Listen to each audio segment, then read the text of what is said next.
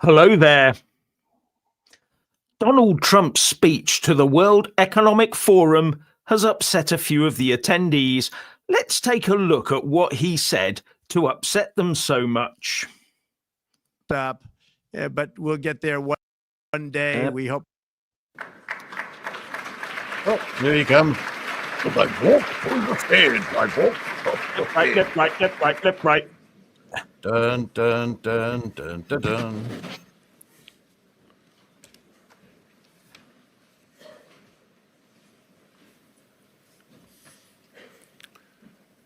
Mr. President. Oh, Mr. President. Now he looks worried. Yeah. Hello. What great honor. What great honor and pleasure to welcome you back to the Davos community.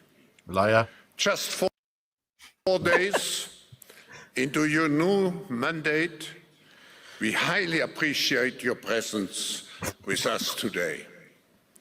We wish you all the best as you take on your critical work ahead. The global challenges we face today are monumental.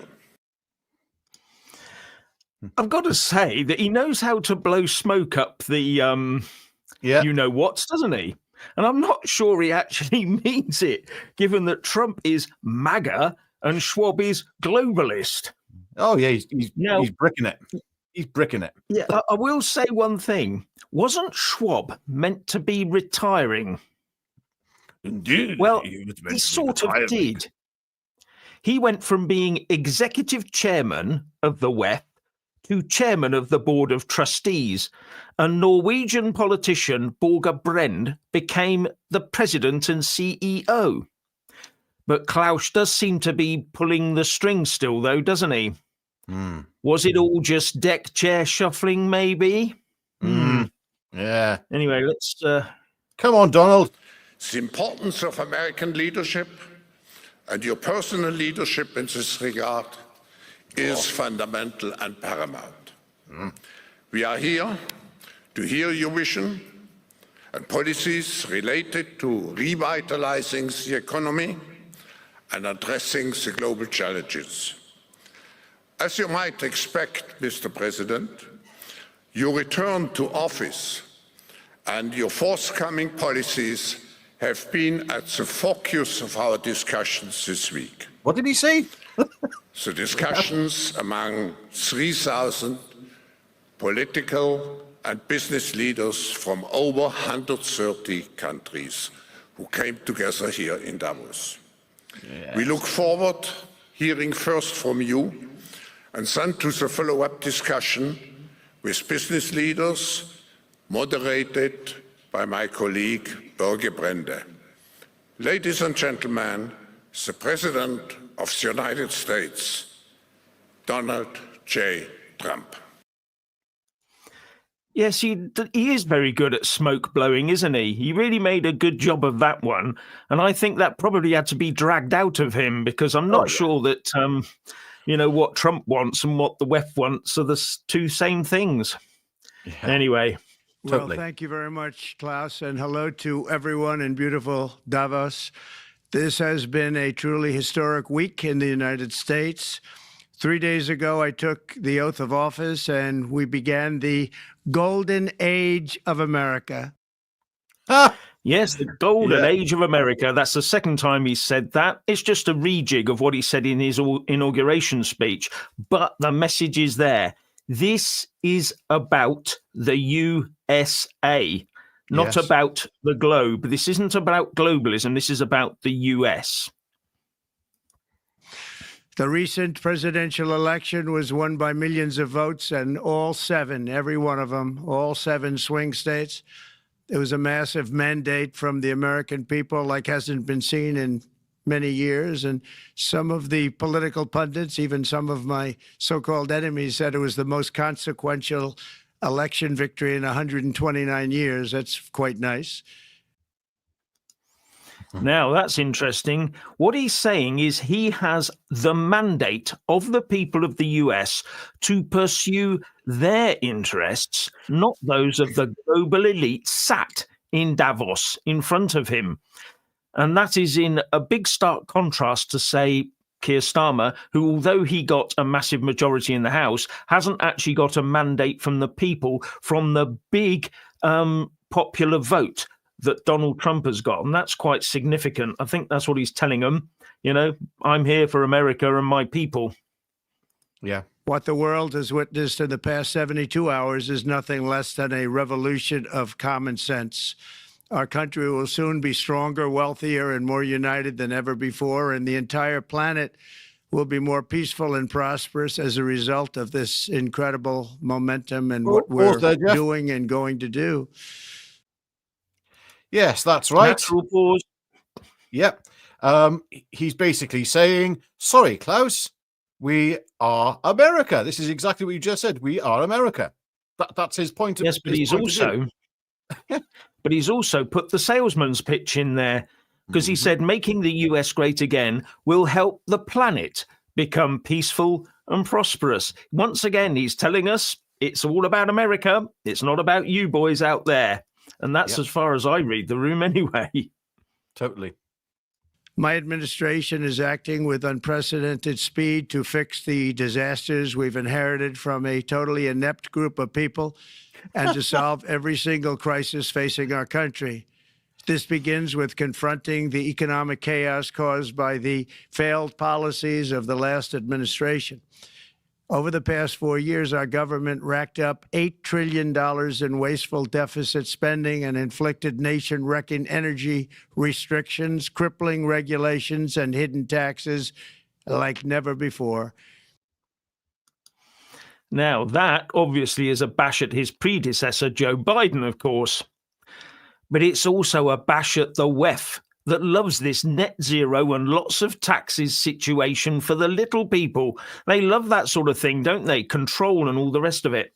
What he's saying is that, no, that's not the direction I want to go in.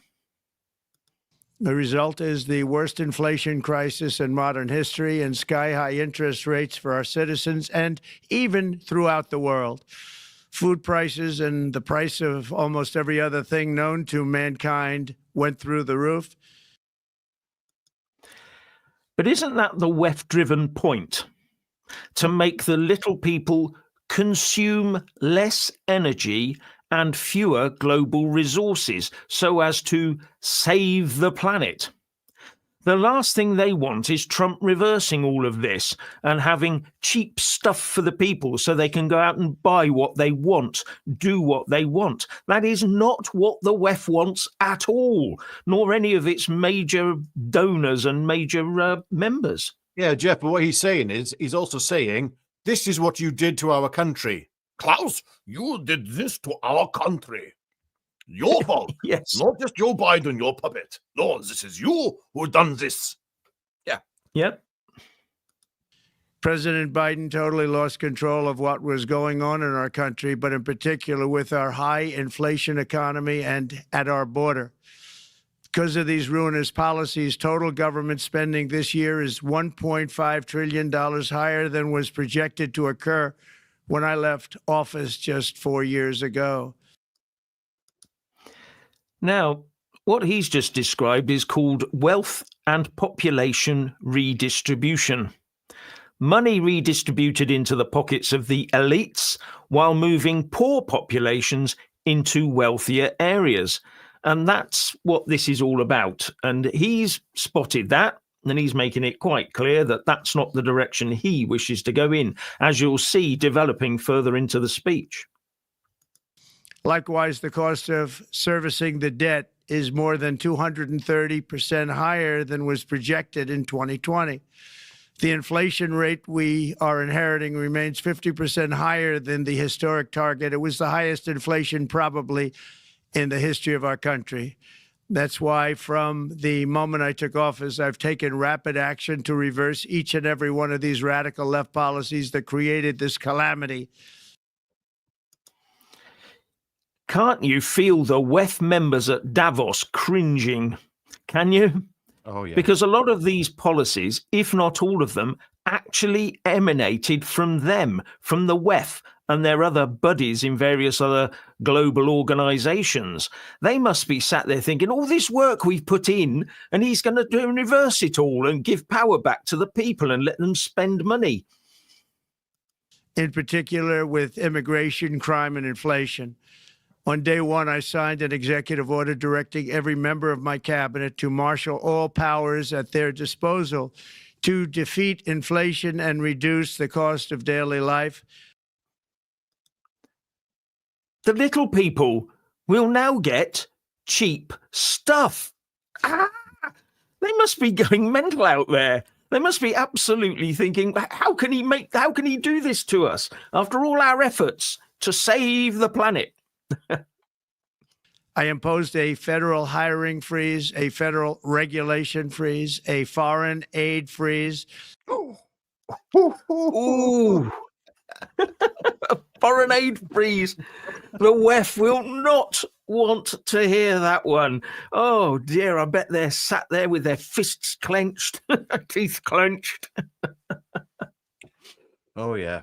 And I created the new Department of Government Efficiency.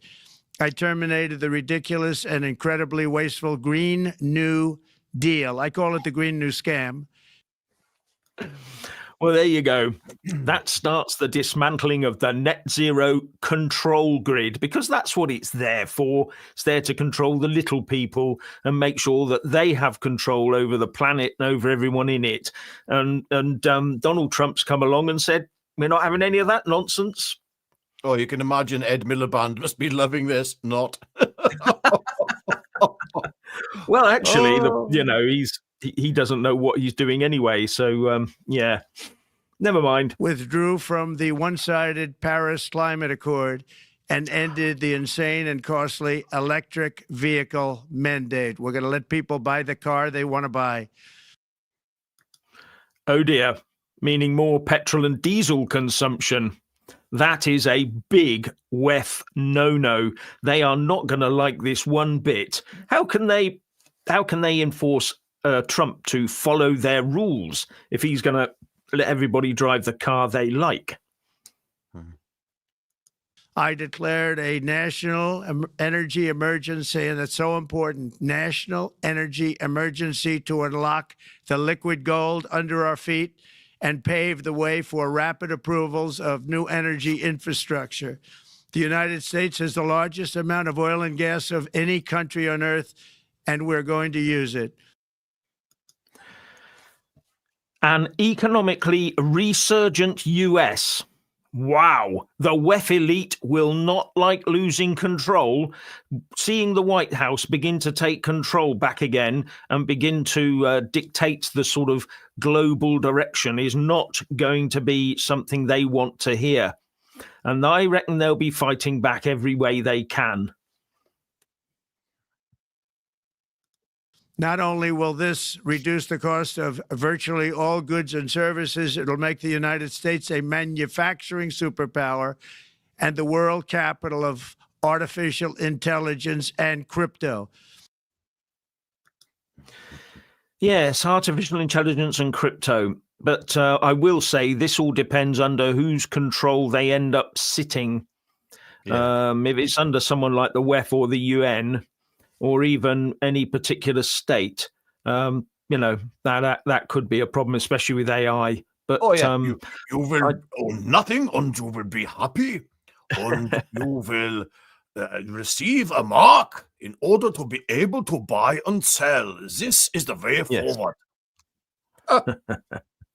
Right. Okay. My administration has also begun the largest deregulation campaign in history, far exceeding even the record-setting efforts of my last term. In total, the Biden administration imposed $50,000 in additional regulatory costs on the average American household over the last 4 years. I have promised to eliminate 10 old regulations for every new regulation, which will soon put many thousands of dollars back in the pockets of American families. Yeah, Now money go that- back into the pockets of the ordinary working people. This is fantastic. I mean, you can imagine Klaus is there. Well, couldn't we find another shooter to take him out this time? Can we get somebody better placed? Why will you not? Why can't you assassinate him? Why? What is wrong with you people? Yes, I mean the WEF types are natural bureaucrats, aren't they? They will not want any rollback on red tape, because the more red tape they have, the more it empowers them, because it takes armies of lawyers, and ordinary people can't do that. So they have power over people the more bureaucracy there is in place. And that really is actually, I think, is a crime against the people. But there you go.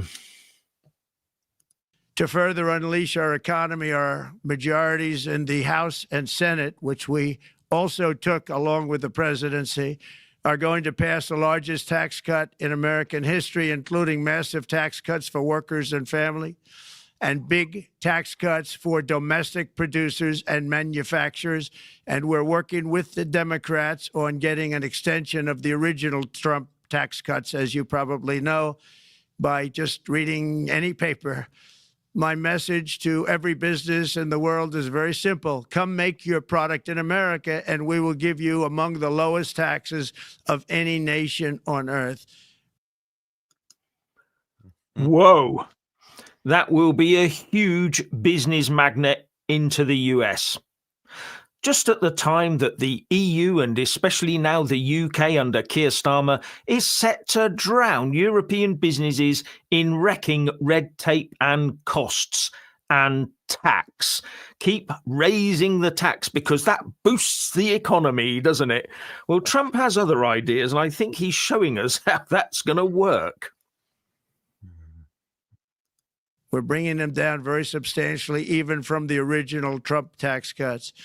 But if you don't make your product in America, which is your prerogative, then very simply you will have to pay a tariff, differing amounts, but a tariff which will direct hundreds of billions of dollars and even trillions of dollars into our treasury to strengthen our economy and pay down debt.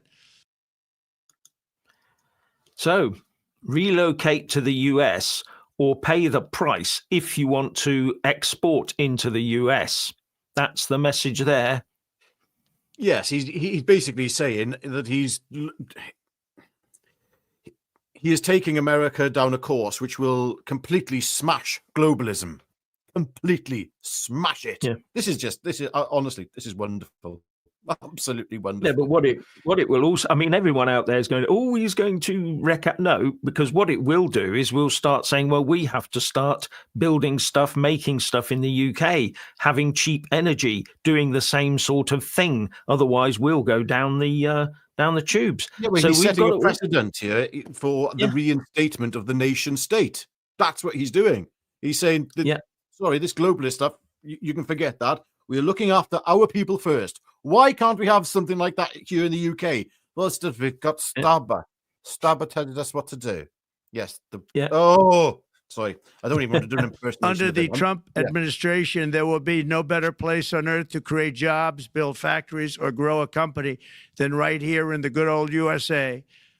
Already, Americans' economic, you can see this, I think, maybe even in your wonderful, wonderful room that you're all gathered together, so many of my friends, but Americans, the economic confidence is soaring like we haven't seen in many, many decades, maybe not at all. Upon my election, it was just announced that small business optimism skyrocketed by 41 points in a single month. That's the highest ever. There's never been anything like that. SoftBank has announced between a $100 and $200 billion investment in the U.S. economy because of the election result. And just 2 days ago, Oracle, SoftBank, and OpenAI announced a $500 billion investment in AI infrastructure. Other companies likewise have announced billions and billions and billions, adding up to trillions. Yes, so they're leaping ahead with business confidence. While here in the UK, our Chancellor Rachel Reeves has scared off loads of millionaires and is now trying to save face while rowing back on the non-dom status. So there you have it. That's the difference. Raise the taxes through the roof and you lose. It sounds like he said, I've got my friends from America in the room with you. It sounds like he's almost sent emissaries over there to say, sorry, guys, this is how this is going to work this time. Well, things are going to work a little bit differently. Of investment in America, in the United States. And it's also reported today in the papers that Saudi Arabia will be investing at least $600 billion in America, but I'll be asking the Crown Prince, who's a fantastic guy, to round it out to around $1 trillion. I think they'll do that because we've been very good to them. And I'm also going to ask Saudi Arabia and OPEC to bring down the cost of oil. You got to bring it down, which, frankly, I'm surprised they didn't do before the election. That didn't show a lot of love by them not doing it. I was a little surprised by that. If the price came down, the Russia-Ukraine war would end immediately.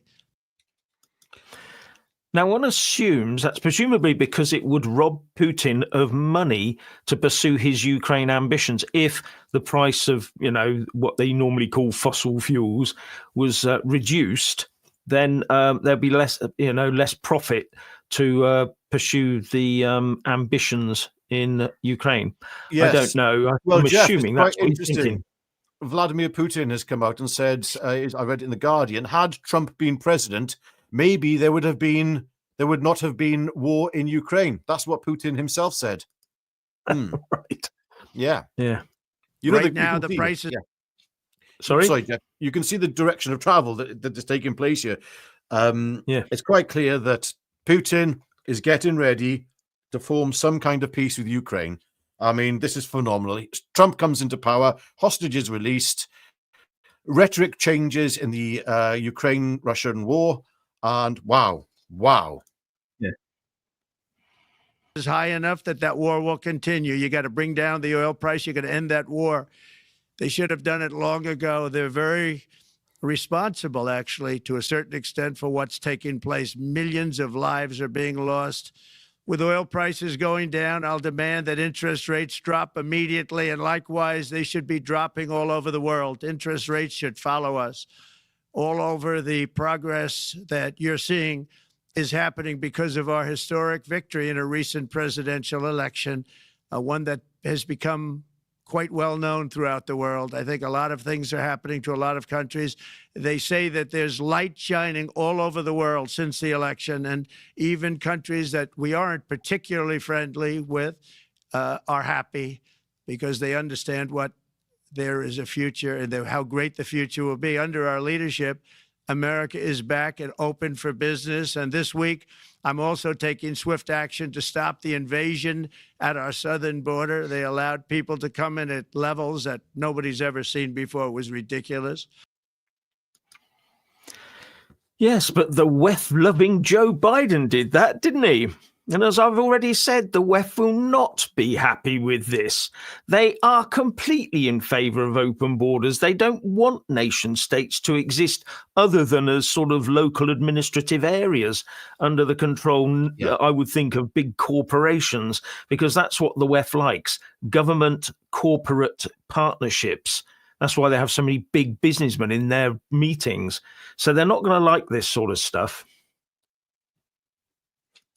I decided and declared to do, and very, very importantly, a national emergency on our border, immediately halted all entry of illegal border crossers, of which there were many, and began promptly returning the illegal trespassers back to the place from which they came.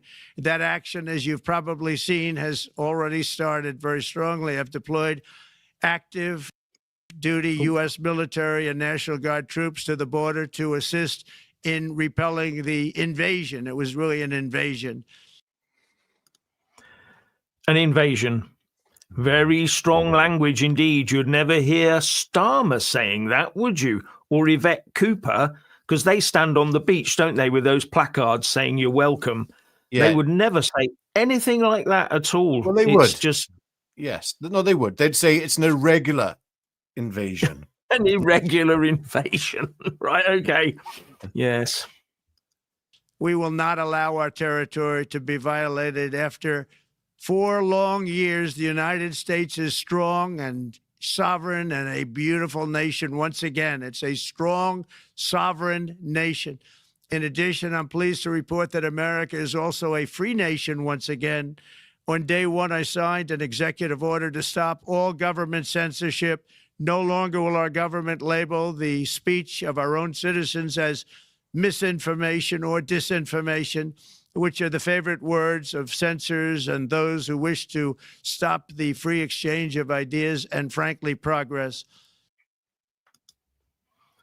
Well, it looks like Trump is going to stop the progress of the WEF style speech control grid, isn't it?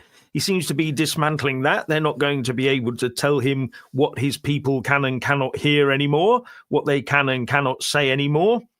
Yes, I can imagine them being very, very unhappy about that.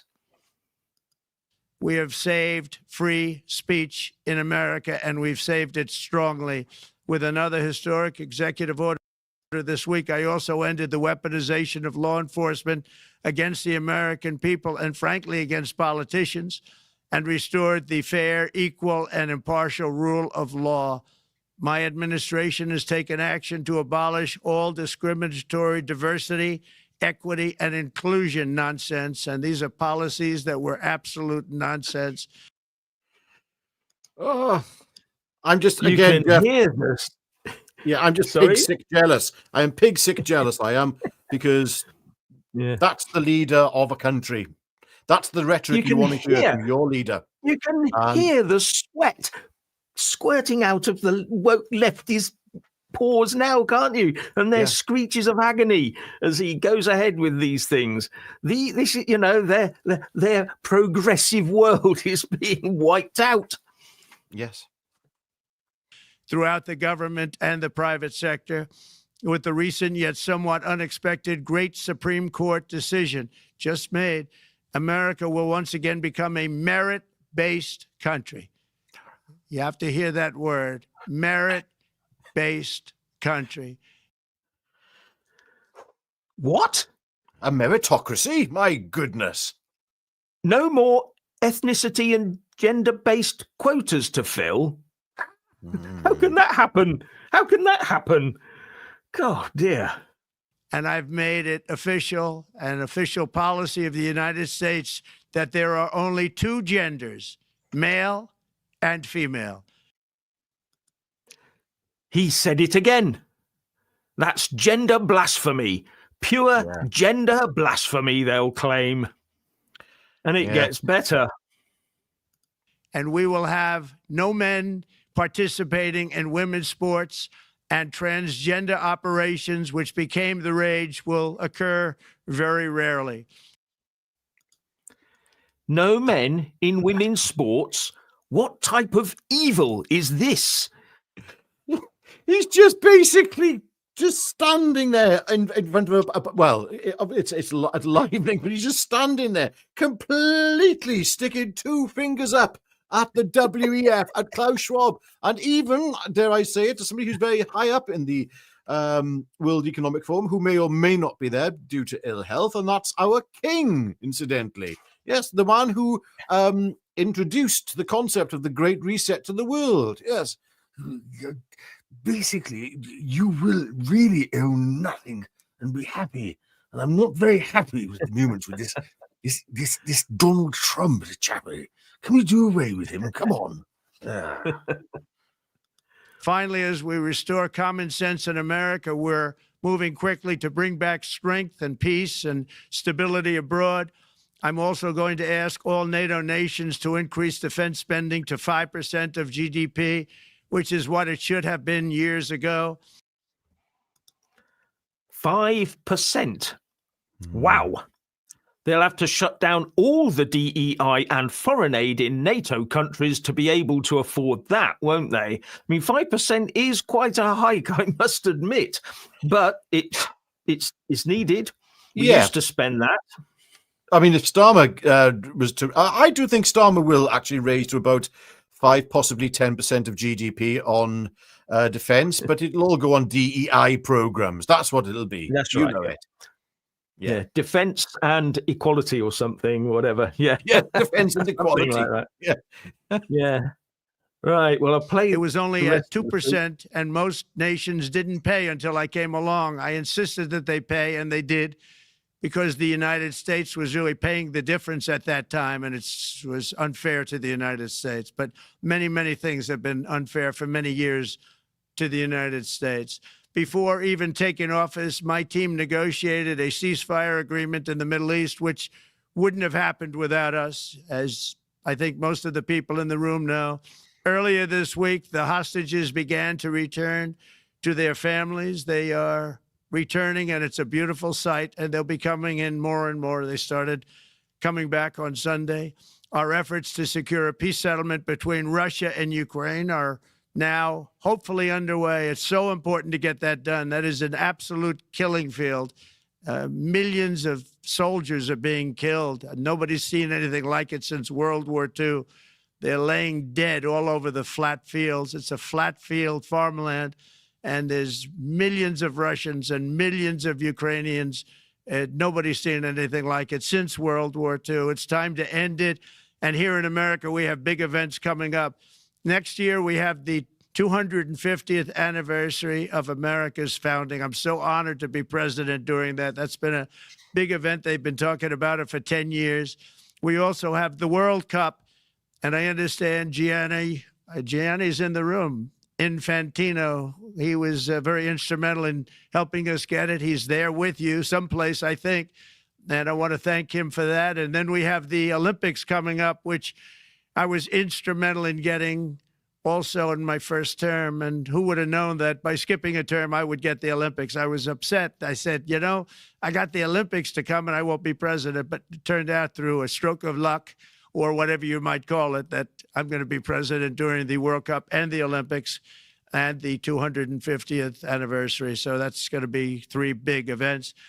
And we've accomplished more in less than 4 days. We have really been working 4 days than other administrations have accomplished in 4 years.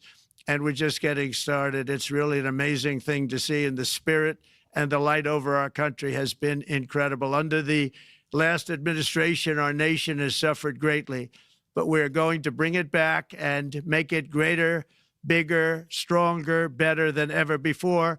I want to thank everybody for being with you. I would have been there myself, except the inauguration was 2 days ago. I thought it might be a little bit quick to make it the first stop, but we'll get there one day. We hope to get there. But I do appreciate, I heard the audience is fantastic, and many of my friends are in the audience, and I will be taking questions now from some very distinguished people. Thank you all very much.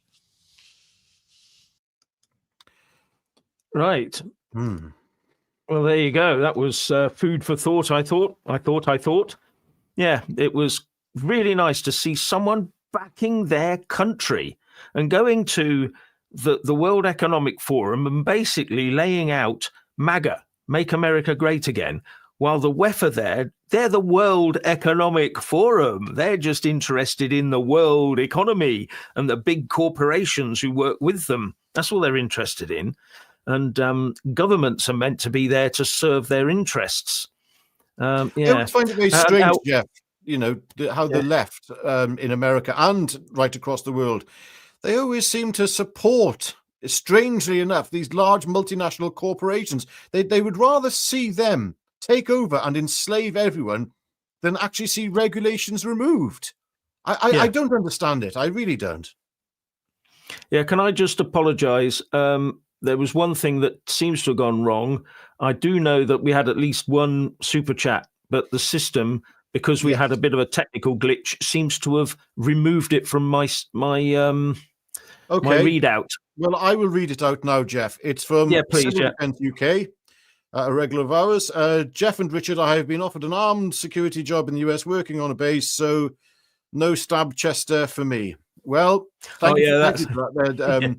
So that goes back to previous. And again, I'm pig sick. If you're going to the US right now, I am pig sick jealous because it's a country that I've never, you know, I have thought about visiting, but I've never had a major compulsion to go there because I would say because I've seen what the Democrats have done there. And to be honest with you, even the Republican Party until, well, the Reagan era was a different time, but I was too young to visit then.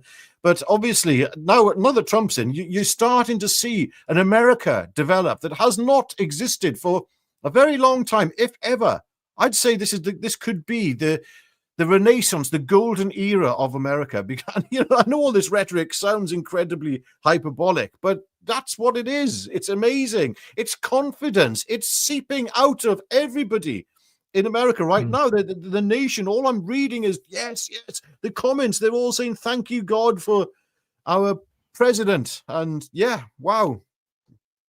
Yeah, it's great. He's right. I mean, I was reading the some of the press, and the American confidence has shot through the roof.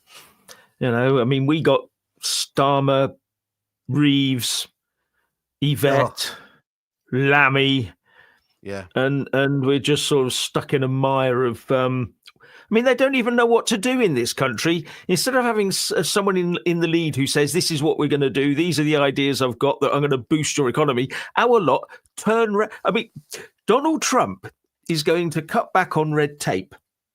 Our government has turned round to the red tape people, the regulators, and said, please, can you come up with some ideas for growth? Yes. What? I know.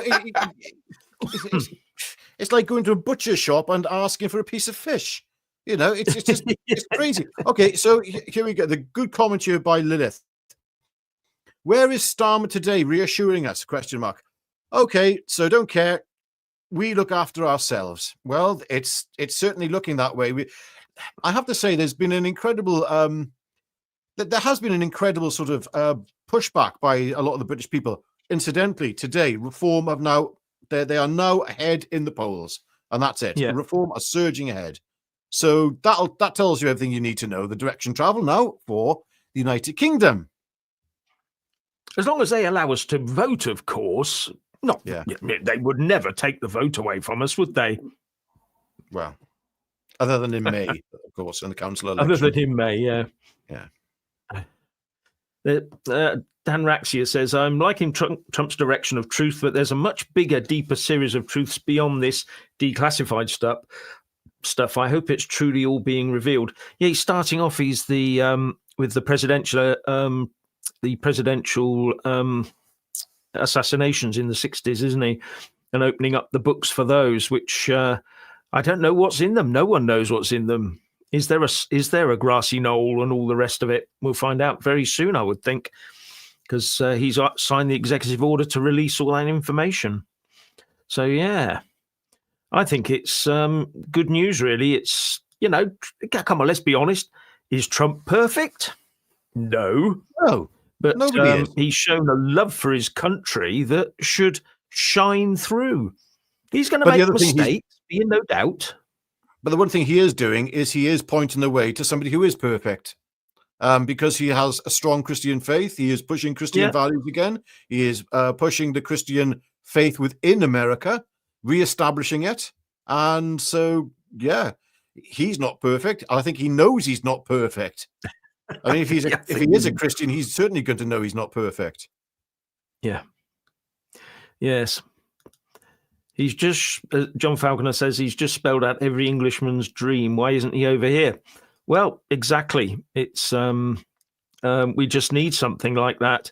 The whole establishment for so many years in Britain has been in this total sort of destruction phase. They're dismantling the UK. We're tired. It's all over. We've got to give up, hand over control of everything to everybody else, the EU, the WHO, the UN, because we can't be bothered. No, we need a strong leader who can lead this country.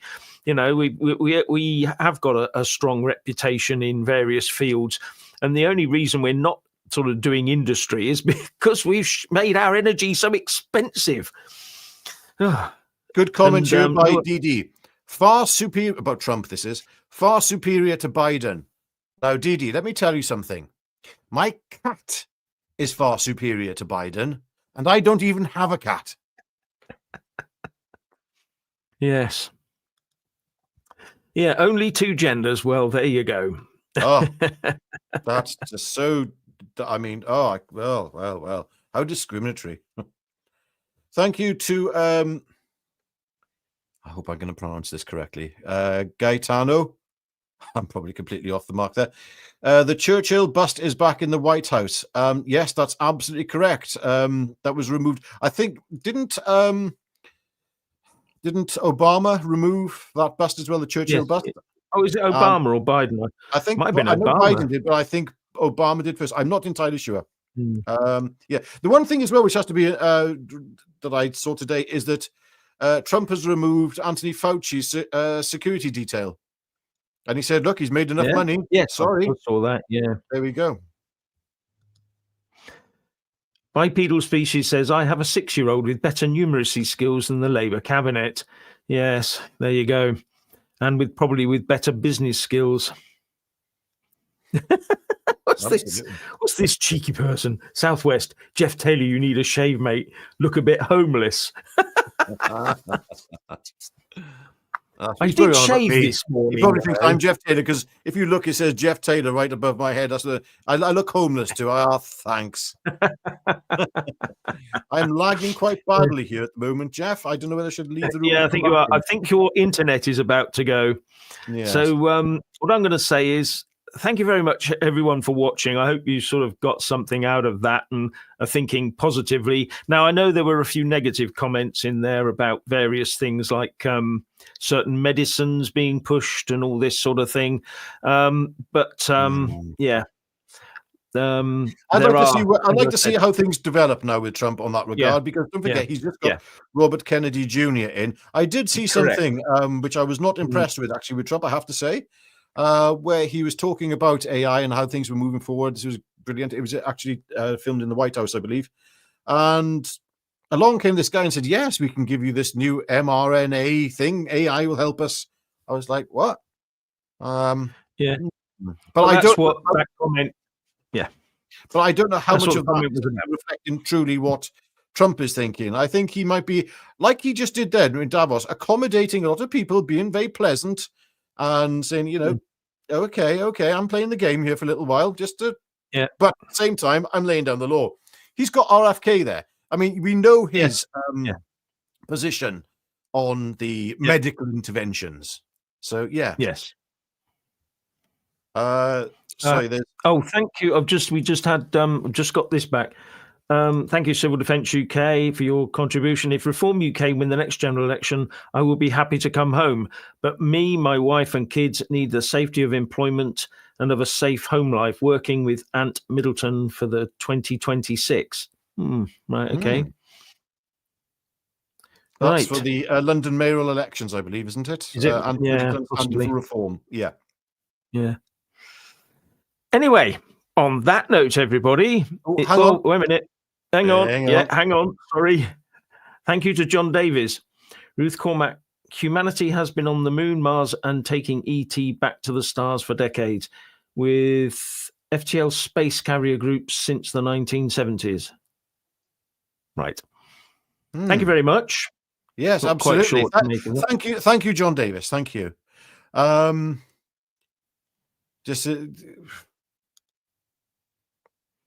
If Richard's system is Windows, it may be trying to update something. Yeah. No, I've gone up to the dark side of Apple, I'm afraid. Yeah. Okay. Anyway, thank you very much, everyone, for watching and contributing. And and if you hadn't seen that speech before from the WEF, which was made, was it yesterday? I can't remember now.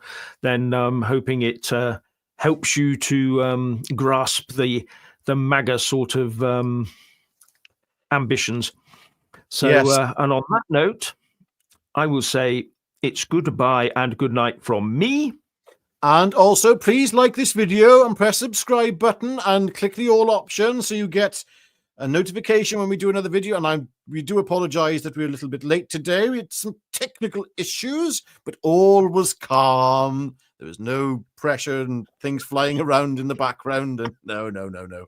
Anyway, God bless you all. And we'll see you again tomorrow. And it's goodbye from him and goodbye from me. Bye for now. Good night.